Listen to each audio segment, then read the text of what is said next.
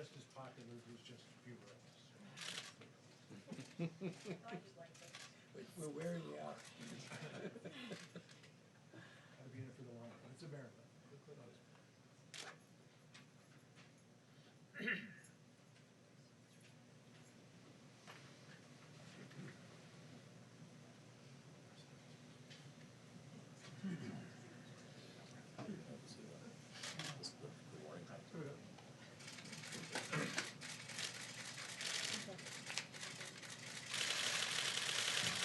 Thank you very much.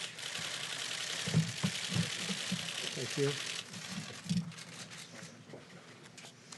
So I'm glad to see that you're practicing social distancing. That looks very nice. That's very good. I want to thank everybody for being here today. This morning I spoke with the leaders of the G7 nations, and they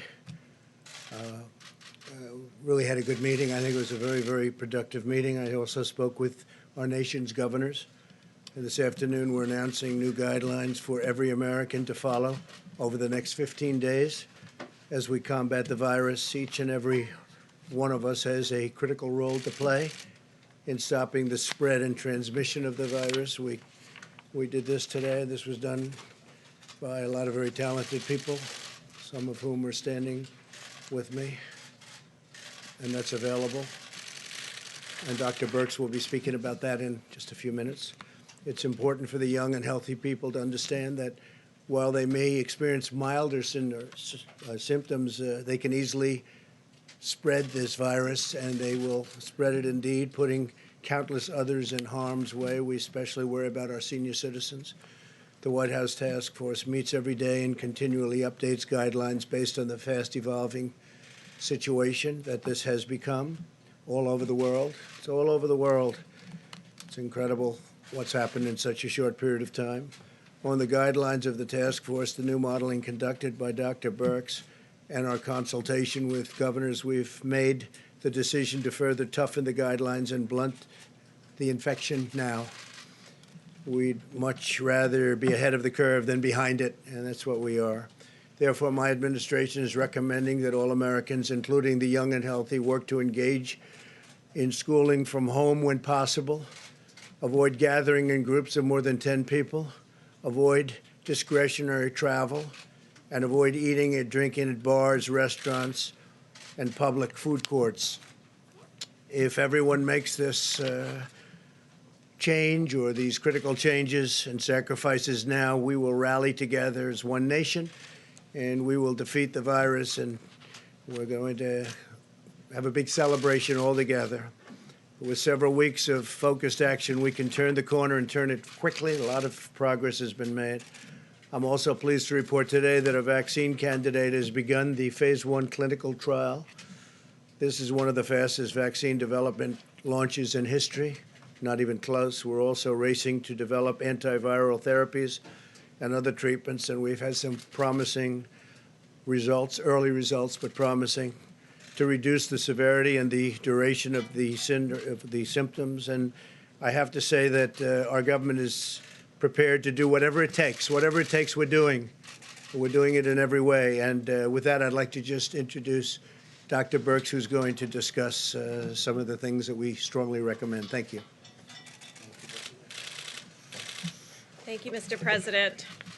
I think you know over the last months, we've taken very bold action to stop the virus from coming to our shores. And because of that, we gained time to really get together and understand the progress across the globe of what has worked and what hasn't worked. We now need to appeal to every single American so that they can have their role in stopping the spread of this virus. We've talked about things before about washing your hands, but we really want to focus on if you are sick, no matter who you are, please stay home. If someone in your household is diagnosed with this virus, the entire household should quarantine in the house to prevent spread of the virus to others. The reason we're taking these strong and bold steps is because we know there is virus spread before you develop symptoms, and then we know that there's a large group, we don't know the precise percent yet, that actually is asymptomatic or has such mild cases that they continue to spread the virus. If your children are sick, please keep them home.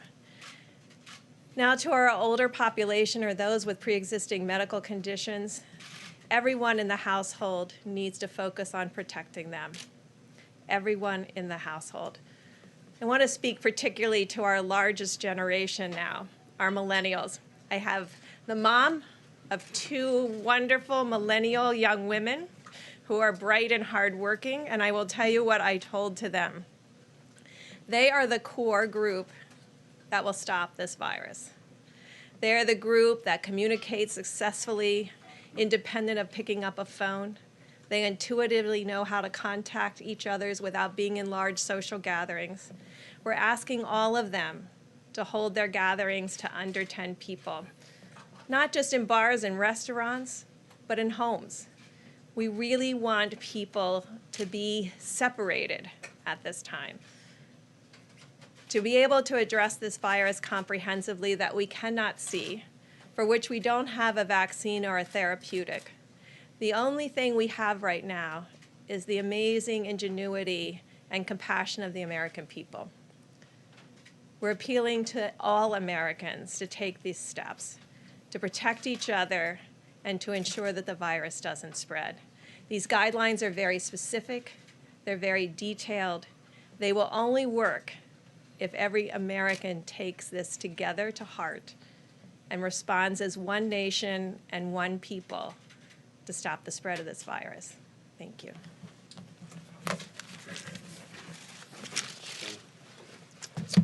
Thank you very much, Dr. Birx. So just to connect with what I mentioned to you in previous discussions in this room, and Dr. Birx said it very well, that in order to be able to contain and curtail this epidemic to not reach its maximum capability, we have a two-pillar approach, one of which I believe has been very effective in preventing the substantial seeding, and namely the travel restrictions that we've discussed many times in this room. The other, equally, if not more important, is when you have infection in your own country, which we do, and I could read the numbers, but they're really essentially what we've seen yesterday, incremental increases both globally as well as in the United States, with the curve doing that. So therefore, the kinds of things that we do are containment and mitigation. What we're mentioning now, the guidelines, when you look at them carefully, I believe if the people in the United States take them seriously, because they were based on some rather serious consideration back and forth. Some may look at them and say they're going to be really inconvenient for people. Some will look and say, well, maybe we've gone a little bit too far. They were well thought out. And the thing that I want to reemphasize, and I'll say it over and over again, when you're dealing with an emerging infectious diseases outbreak, you are always behind where you think you are if you think that today reflects where you really are. That's not word speak. It means if you think you're here, you're really here because you're only getting the results. Therefore, it will always seem that the best way to address it would to be doing something that looks like it might be an overreaction. It isn't an overreaction. It's a reaction that we feel is commensurate, which is actually going on in reality. So take a look at the guidelines, read them carefully, and we hope that the people of the United States will take them very seriously, because they will fail if people don't adhere to them. We have to have, as a whole country, cooperate and collaborate to make sure these get done. Thank you. Okay, go ahead. Mr. President, a lot of people are concerned about how long all of this might last. Do you have any kind of estimate that if Americans really were to band together Right. and do what the White House is suggesting, how quickly you could turn this corner? My favorite question, I ask it all the time. How many times, Anthony? I think I ask him that question every day, and I speak to Deborah, I speak to a lot of them. I get the opinion. So it seems to me that if we do a really good job, we'll not only hold the death down to a level that is much lower than the other way, had we not done a good job. But people are talking about July, August, something like that. So it could be right in that period of time where I say it washes through. Other people don't like that term, but where it washes through. So is this the new normal until the height of the summer? We'll see what happens, but they think August, could be July, could be longer than that. But I've asked that question many, many times. Yes. That being said, Mr. President, Americans today and looking forward are living with so much anxiety and so Yeah. much fear facing uncertainty right now. I'm curious, how are you talking to your own family about this? How are you talking to your youngest son? Do you empathize with this sense of anxiety? People are really scared. Yeah. No, I think they are very scared. I think they see that we're doing a very professional job. We've been working with the governors and frankly, the mayor's local government at every level. We have FEMA totally involved. FEMA has been, usually we see FEMA for the hurricanes and the tornadoes. Now we have FEMA involved in this. They've been doing a fantastic job locally, working with people that they know because they work, like as an example, in California, in the state of Washington. They work with them a lot on other things, and they're very familiar, so they're working on it. What you can do, and all you can do, is professional, totally competent. We have the best people in the world. We have really the greatest experts in the world.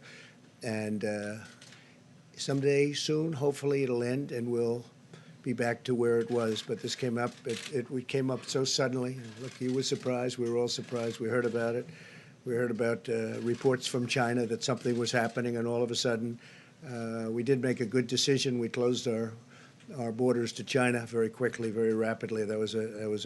Otherwise we'd be in a very, as Tony has said numerous times, we'd be in a very bad position, much worse than we would be right now. You look at what's happening in other countries. Italy's having a very hard time. But I think that what we do, and I've spoken actually with my son. He says, "How bad is this?" It's bad. It's bad. But we're going to be hopefully a best case, not a worst case, and that's what we're working for. Yes. I think you can clear up some confusion on two key fronts. One is about your own test. The other is about containment efforts. Is the administration considering more aggressive containment options, like a quarantine, a national curfew, restricting Well, we have that domestic very air much. travel? Yeah, we have that very much, and we've been pretty aggressive. We were early with Europe, but we were very, very early with China and other places, and fortunately we were. And as far as containment here, we're coming out with strong suggestions. And, it's becoming a little bit automatic. You look at people, they're not doing certain things. For instance, they're obviously not, I wouldn't say the restaurant business is booming, and bars and grills and all. People are self-containing to a large extent. We look forward to the day when we can get back to normal. To be Go ahead, what's your specific, second question? are you considering instituting a nationwide lockdown, a nationwide quarantine? The NSC knocked that down, but there's still some questions about how it all came At to this be. point, not nationwide, but well, there are some some places in our nation that are not very affected at all. But we may look at certain areas, certain hotspots as they call them. We'll be looking at that, but at this moment, no, we're not. The second question is, you said you had your coronavirus test Friday night.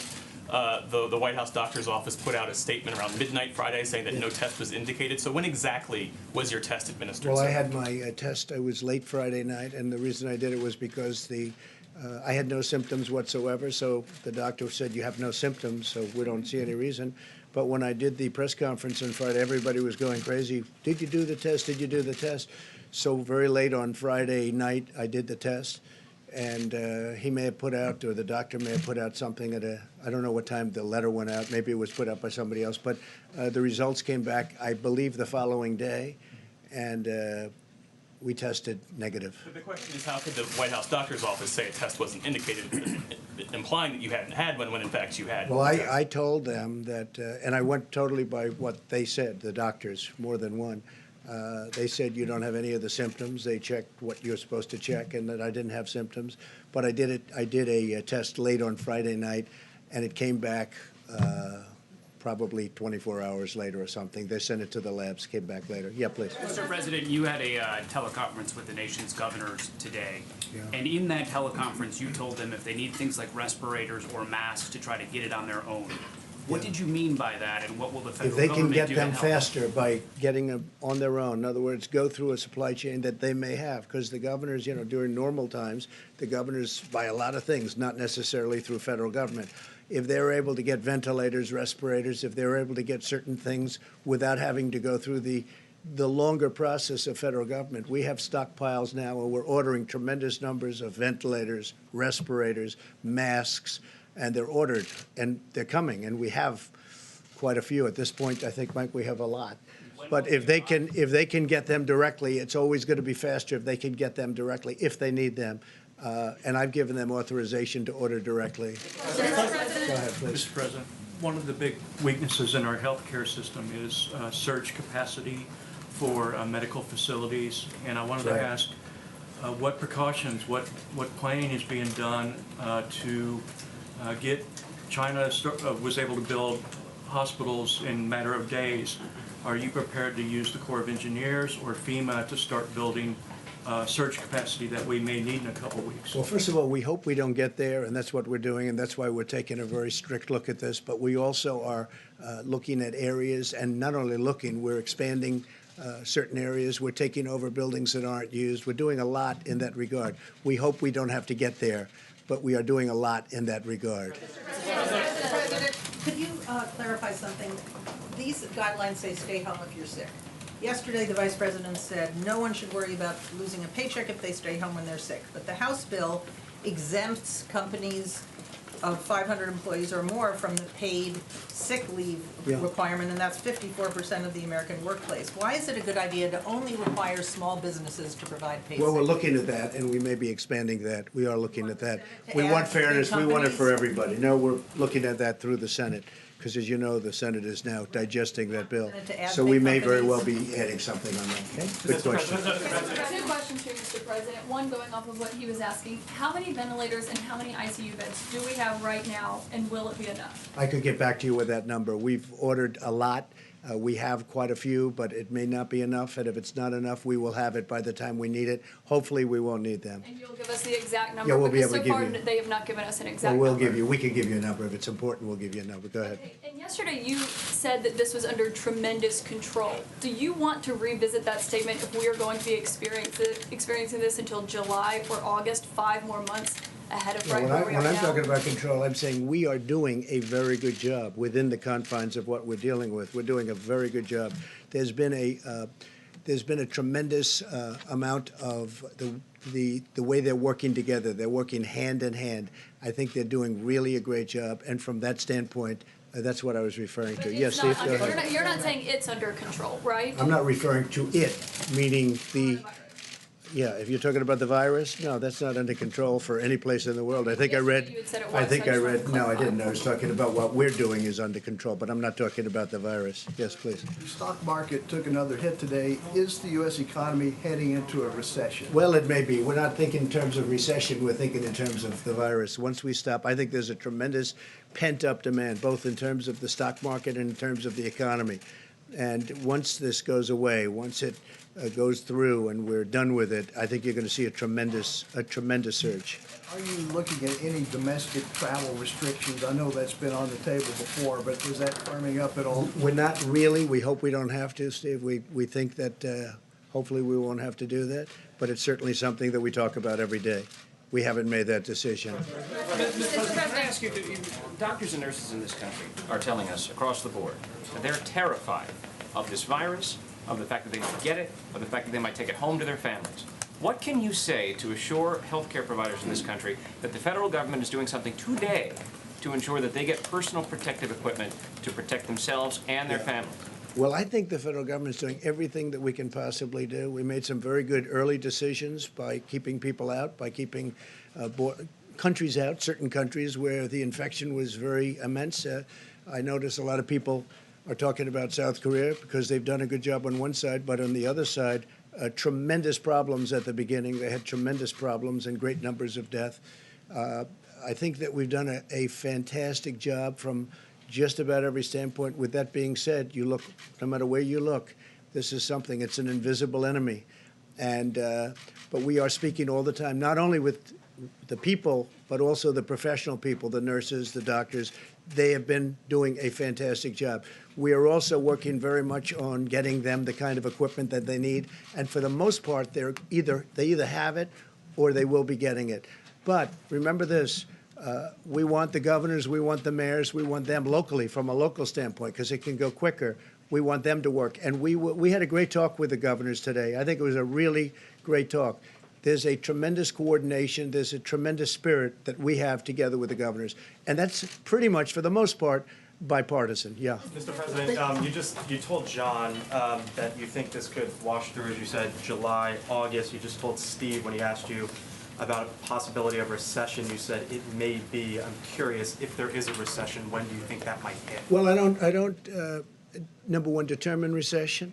I just say this: we have an invisible enemy. We have a problem that a month ago nobody ever thought about. Nobody in the, I've read about it. I read about many years ago, 1917, 1918. I've seen all of the different problems similar to this that we've had. This is a bad one. This is a very bad one. This is bad in the sense that it's so contagious. It's just so contagious, sort of record-setting type contagion.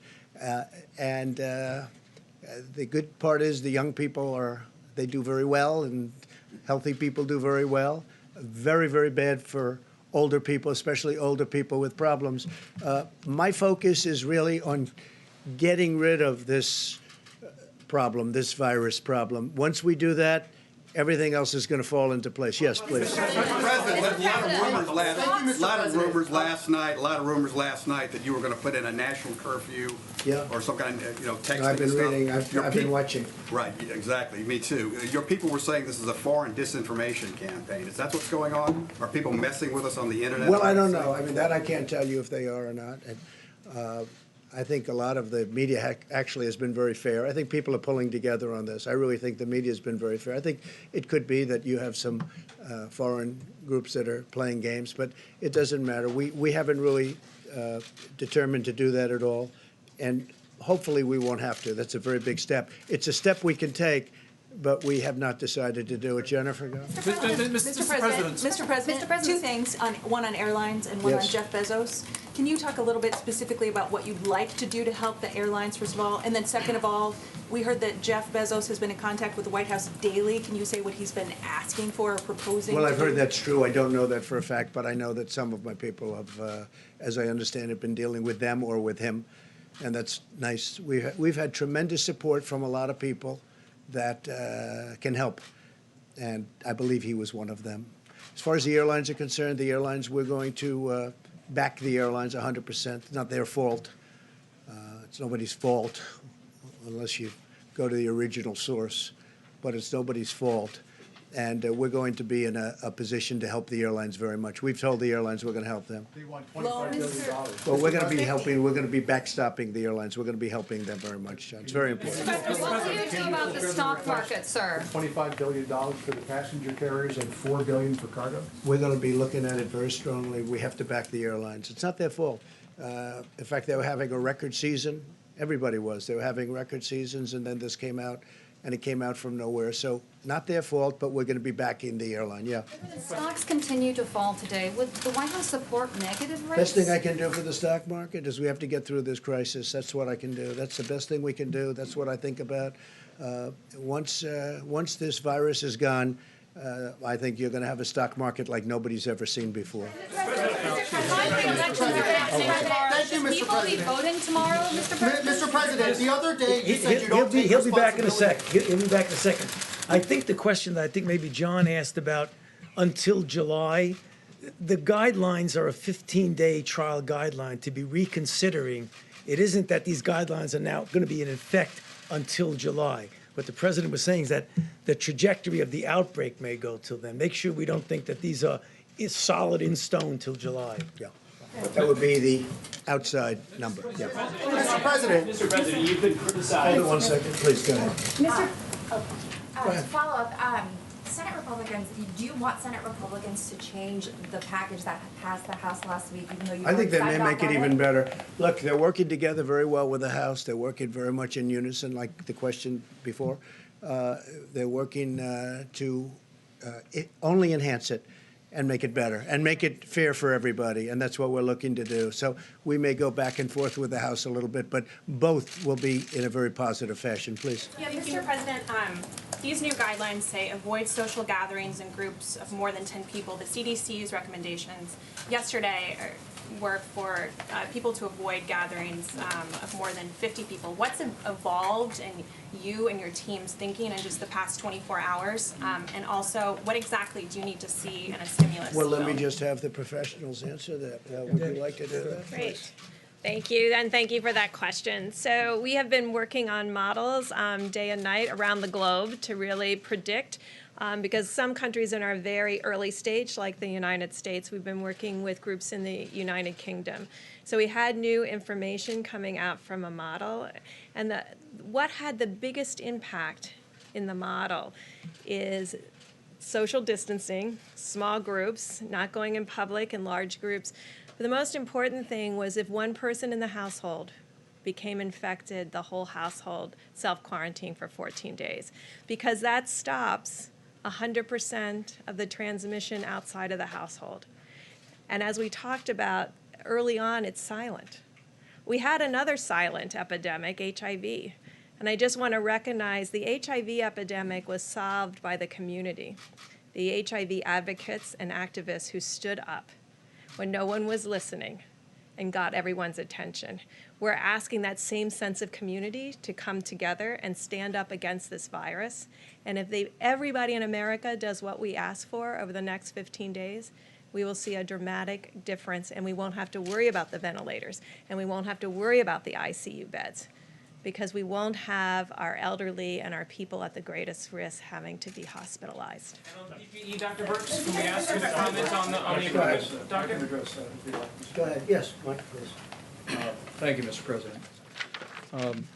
Very productive call today with governors. We talked about the new rollout of testing that we described yesterday, and drive-through and community-based testing. And I know how grateful the President is for the efforts that governors are making, and now with the Admiral and the United States Public Health Service as well as FEMA, we made great progress today in coordinating those efforts.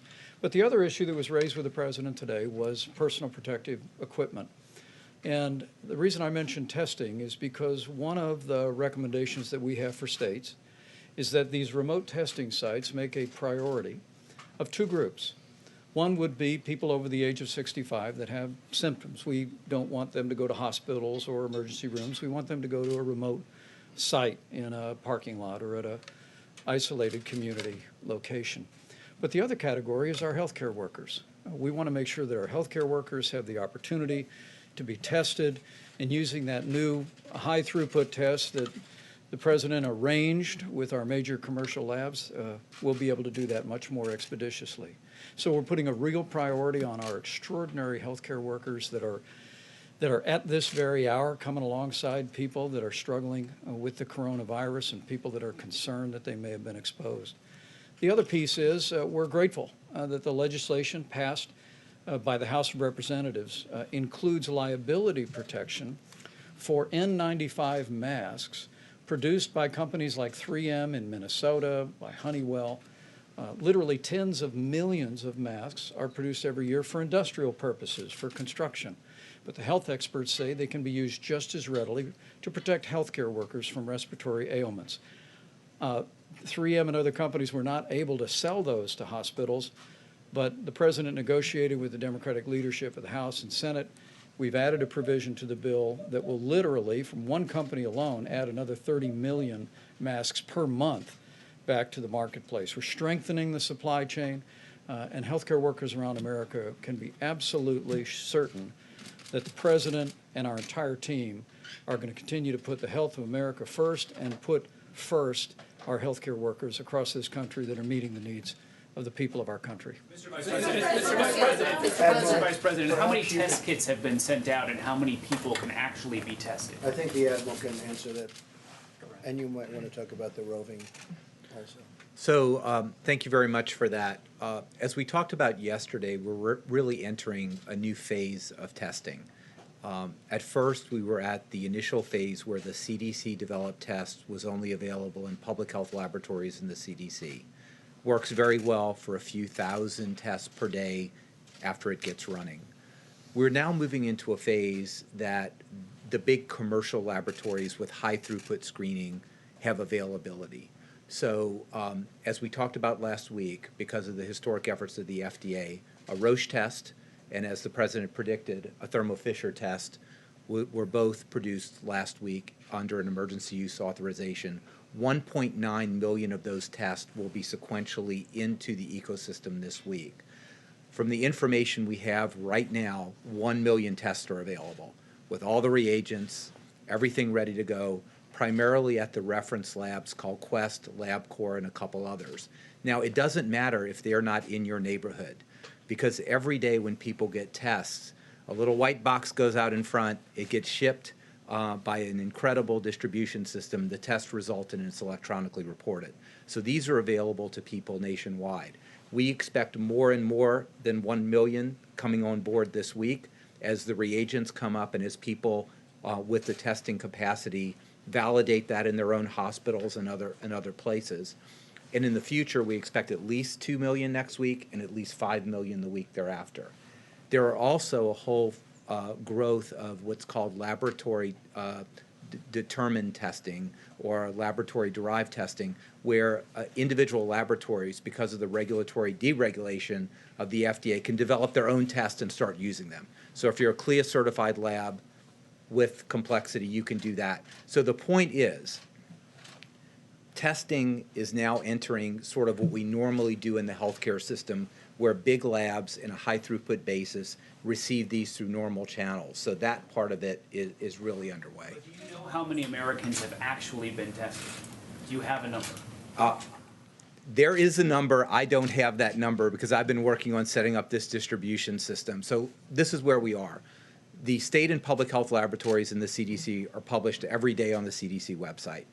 The CDC gets feeds from LabCorp and Quest, and they get that on a daily basis. What is not being received right now, and Ambassador Birx is fixing, is that these homegrown tests in highly complex labs don't necessarily get reported in the system. However, as we move forward, particularly in the commercial phase of where we are right now, we expect about 80 to 85% of the tests to flow right into the CDC. We know them. That's not good enough for Ambassador Birx. She wants 100, and we'll work on that.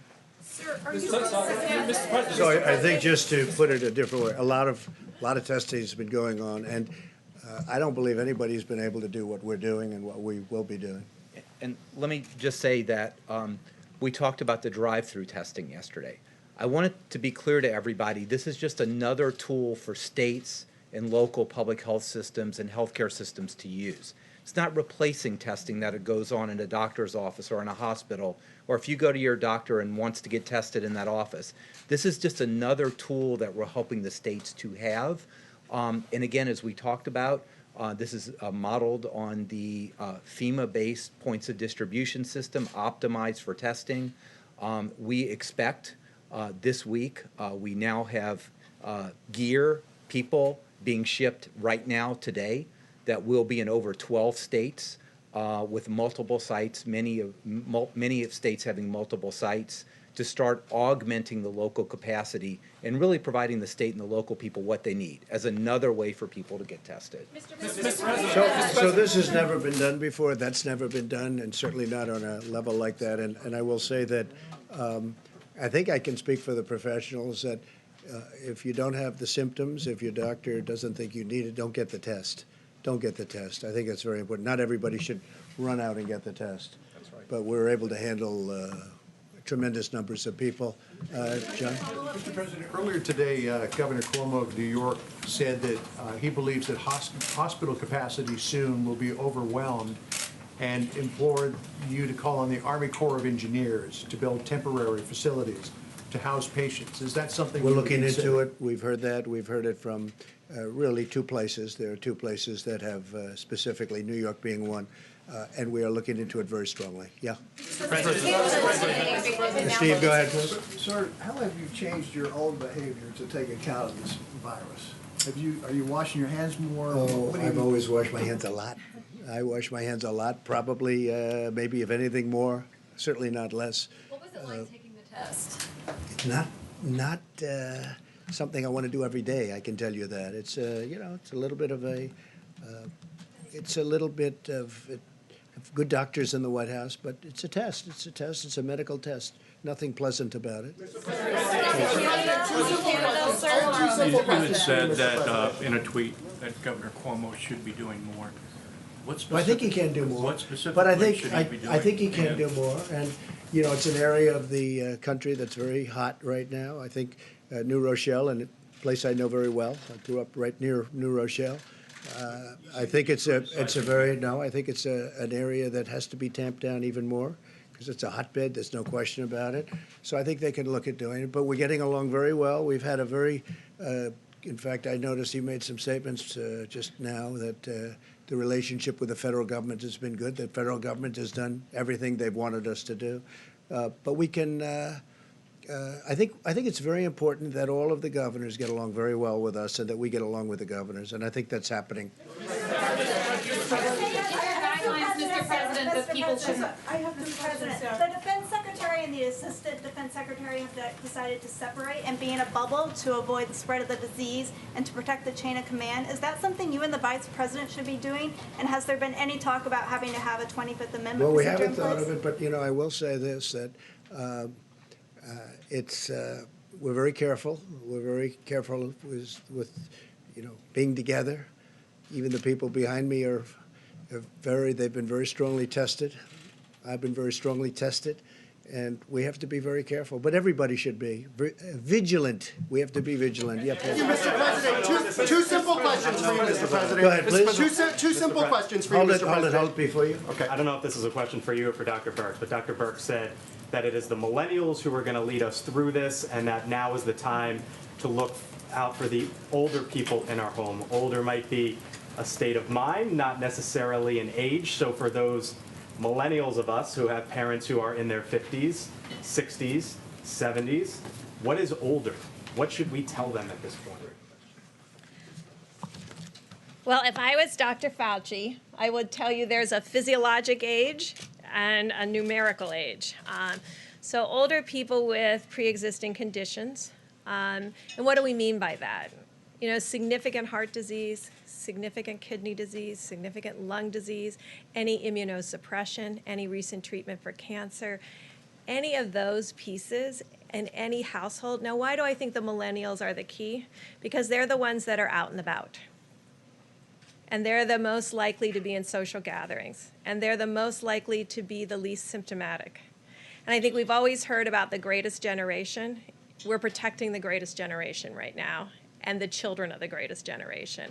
And I think the millennials can help us tremendously by having, plus they need to communicate with each other. Public health people like myself don't always come out with compelling and exciting messages that a 25 to 35-year-old may find interesting and something they will take to heart. But millennials can speak to one another about how important it is in this moment to protect all of the people. Now, you could be 40 and have a significant medical condition and be of substantial risk. You could be 30 and having come through Hodgkin's disease or non-Hodgkin's lymphoma and be of a significant risk. So there are risk groups in every age group, but there's more millennials now than any other cohort, and they can help us at this moment. Mr. President, thank you very much. Thank you very much, Mr. President. You already talked. Mr. President, the other day you said that you were not responsible for the testing shortfall. Very simple question. Does the buck stop with you? And on a scale of 1 to 10, how would you rate your response to this crisis? I'd rate it a 10. I think we've done a great job.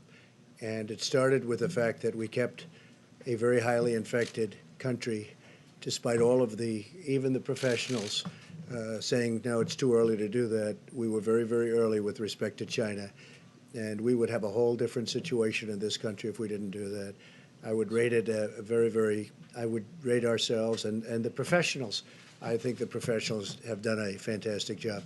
As far as the testing, you heard the Admiral. I think the testing that we've done, we really took over an obsolete system, or put it maybe in a different way, a system that wasn't meant to do anything like this. We took it over, and we're doing something that's never been done in this country. And I think that we are doing very well. We took the system, we worked with the system we had, and we broke down the system purposely. We broke it down in order to do what we're doing now. And within a short period of time, and even now, we're testing tremendous numbers of people. And ultimately, you're saying it will be what? It will be up to how many people will we be able to test? We certainly expect with the high throughput testing that that's no longer a barrier. The barrier is actually doing the test on a person. And I'm sure, as the president would inform you, in order to do the test, a healthcare provider needs to dress in full personal protective equipment. And there's a swab that's put in the back of the nose all the way to the back of the throat. It's called a nasopharyngeal swab, which is then put in media. The next person who has to get tested, that healthcare provider has to change all the personal protective equipment. When you put that in, it's highly likely a person coughs or sneezes, so you're at risk. So that's what we're trying to fix now by the mobile platforms, by all the things we're doing, is to enable sort of high throughput of this swabbing. And we're doing some technological things too that might be breakthroughs to make it much faster. But we certainly expect that from thousands of people per day, we will be at the tens of thousands of people per day this week, according to those who are. Does the buck stop with you, Mr. President? Does the buck stop with you? Yeah, normally, but I think when you hear the, this has never been done before in this country. If you look back, take a look at some of the things that took place in 09 or 11 or whatever it may have been. They never did. Nobody's ever done anything like what we're doing. Now, I will also say, Admiral, I think we can say that we're also getting this ready for the future, so that when we have a future problem, if and when, and hopefully we don't have anything like this, but if there is, we're going to be we're going to be starting off from a much higher plateau, because we were at a very, very low base. We had a system that was not meant for this. It was a smaller system. It was meant for a much different purpose, and for that purpose it was fine, but not for this purpose. So we broke down the system, and now we have something that's going to be, and is very special, and is ready for future problems. I think we can say that very strongly. Yeah. Go ahead, please. Thank you, Mr. President. Yes. How close are you to shutting down America's northern border with Canada? And could you also speak to the fact about the elections that are supposed to be taking place tomorrow? Is it your advice that those states postpone those elections? Well, I'd leave that up to the states. It's a big thing, postponing an election. I think, to me, that really goes to the heart of what we're all about. I think postponing an election is a very tough thing. I know they're doing, because they've been in touch with us, they're doing it very carefully. They're spreading people out at great distances, as you can see. And I think they'll do it very safely. I hope they do it very safely. But I think postponing elections is it's not a very good thing. They have lots of room in a lot of the electoral places, and I think that they will do it very well. But I think postponing is unnecessary. And on the northern border, sir, how close are you to shutting We think it about down? it. We think about it. If we don't have to do it, that'll be good. We have very strong emergency powers when it comes to something like this, both on the southern and the northern borders. And we are talking about different things, but we'll see. Right now, we have not decided to do that. Steve? Could we get Dr. Fauci to talk about the vaccine trial today and whether the timetable for vaccine is it possible to accelerate, or is it still 12 to 18 months? So, thank you for that question. The vaccine candidate that was given the first injections for the first person took place today. You might recall when we first started, I said it would be 2 to 3 months, and if we did that, that would be the fastest we've ever gone from obtaining the sequence to being able to do a phase 1 trial. This has been now 65 days, which I believe is the record. What it is, it's a trial of 45 normal individuals between the ages of 18 and 55. The trial is taking place in Seattle. There will be 2 injections, one at 0 day, first one, then 28 days. There will be 3 separate doses, 25 milligrams, 100 milligrams, 250 milligrams, and the individuals will be followed for 1 year, both for safety and whether it induces the kind of response that we predict would be protective. And that's exactly what I've been telling this group over and over again. So it's happened. The first injection was today. Sir, the market just closed down 3,000, almost 13% in response to the market close, sir. Is Go ahead, pregnancy please. an underlying Thank you. condition? To Dr. Dr. Fauci, is there Can you guidance for clarify someone that? who may have felt sick but then feels better, so you had symptoms but you no longer do, your fever's gone away? How long would you stay home after that point? That's not clear from the guidelines. Well, if you are positive for the infection, if you have coronavirus, it is less how you feel than whether or not you're still shedding virus. So the general issue about letting people out of a facility, who, for example, a hospital or whatever, who have been infected, you need 2 negative cultures, the same way that was just described, 24 hours apart. Yeah,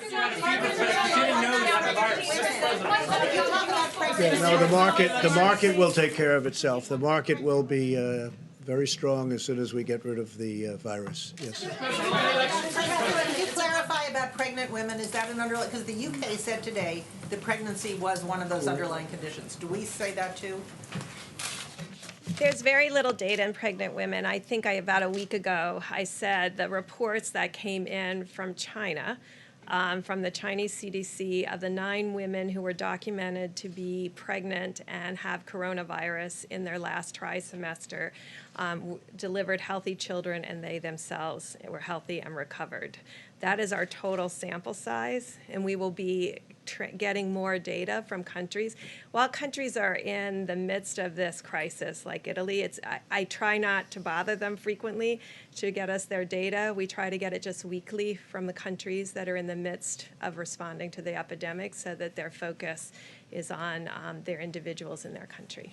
Mr. President, any comment on what people like Devin Nunes, the governor of Oklahoma, have been saying, encouraging people to go out to restaurants, which goes directly against what this advice in your guidelines says? No, I haven't heard that. I haven't heard that from Devin or anybody else. Should they stop saying that? Well, I have to see what they said, but. They encourage people to go to restaurants if they felt okay with their families. I would disagree with it, but right now we don't have an order, one way or the other. We don't have an order, but I think it's probably better that you don't, especially in certain areas. Oklahoma doesn't have a tremendous problem. Oklahoma, you said the governor of Oklahoma. Oklahoma, Devin Nunes And is Devin. another. Yeah, well, I hadn't heard that. So should they be doing that, or should they not be doing Oh, that it's in adverse to Oklahoma? what the professionals are saying. That's, And what you're saying in your guidelines, yeah. that people shouldn't No, be it's going to adverse, restaurants. but I'll take a look at it. Absolutely. I don't know who would be best to answer this question, maybe Secretary Hayes or Dr. Fauci. School districts across the country are closing down, yet for the most part, daycare centers remain open, and considering that children can sometimes be asymptomatic carriers and go home to older individuals, are there any recommendations about daycare centers? I'd prefer if one of our medical professionals discuss that, given that's a clinical recommendation. That's a good question, John. In the original guidelines as they were presented, it was schools, not daycare.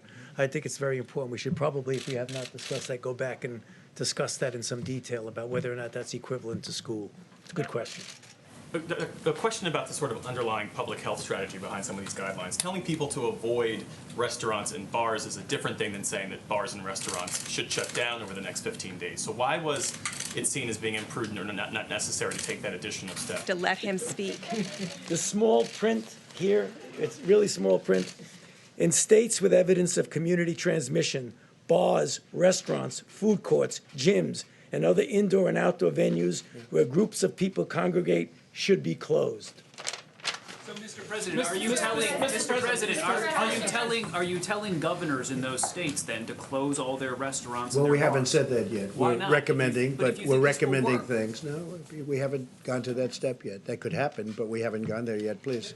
So on the election, you're saying it's a bad thing to postpone it, but if you've got the 10-person maximum, guideline, in a practical sense, can you have rallies? Can you primaries surely gather more than 10 Well, people? hopefully this How's it gonna will work? pass through, and hopefully that we'll have, everybody will be going to restaurants and flying and being on cruise ships and all of these different things that we do. And it will very, very hopefully be in a fairly quick period of time. But we're taking a tough stance. We may make certain other decisions. We may enhance those decisions. We're going to find out. As per the question that you were asking, some of those decisions maybe had. How about one more? On the cyber attack on HHS, Yeah. is there any reason to believe that they were trying to hack into the system and gather information from the system? And also, is there any reason, so were they trying to hack to get information, and also do you have any reason to think that it could have been Iran, Russia? Do you have any reason to believe it was a foreign actor? So in the previous 24 hours, we saw a great deal of enhanced activity with relation to the HHS computer systems and website. Fortunately, we have extremely strong barriers. We had no penetration into our networks. We had no degradation of the functioning of our networks. We had no limitation of our capacity for people to telework.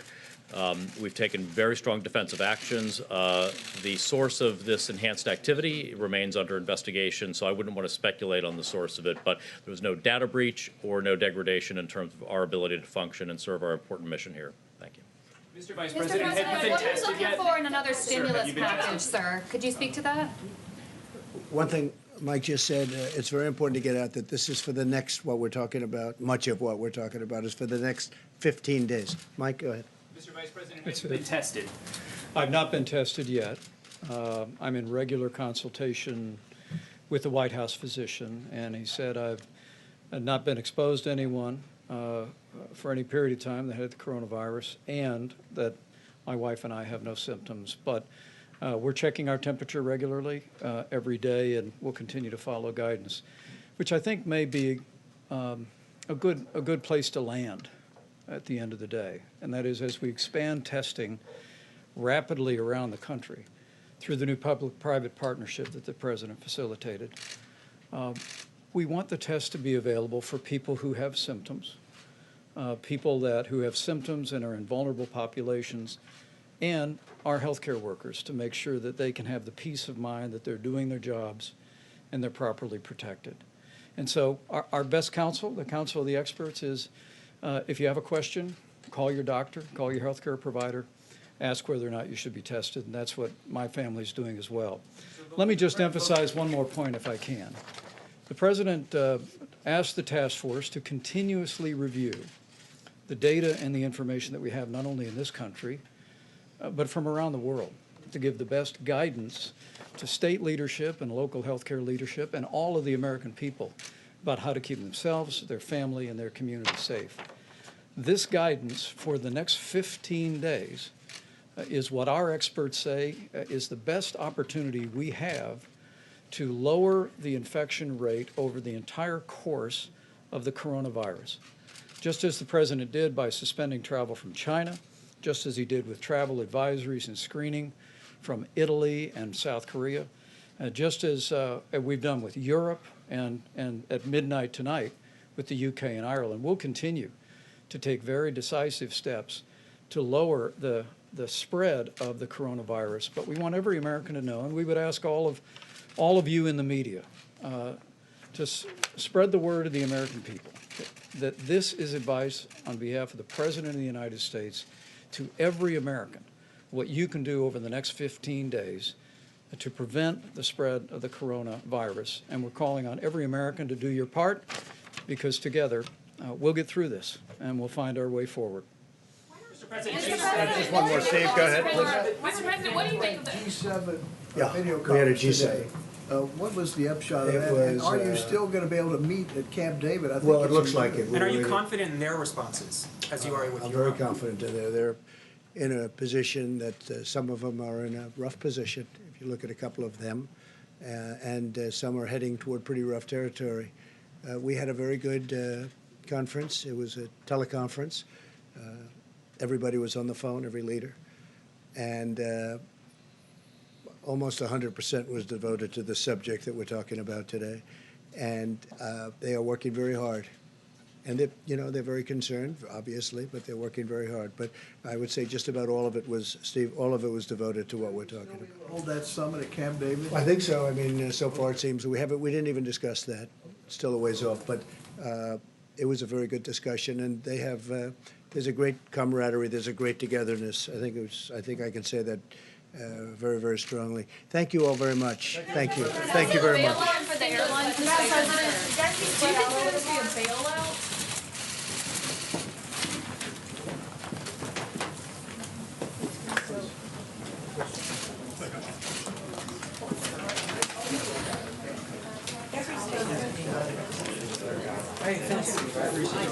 started, John.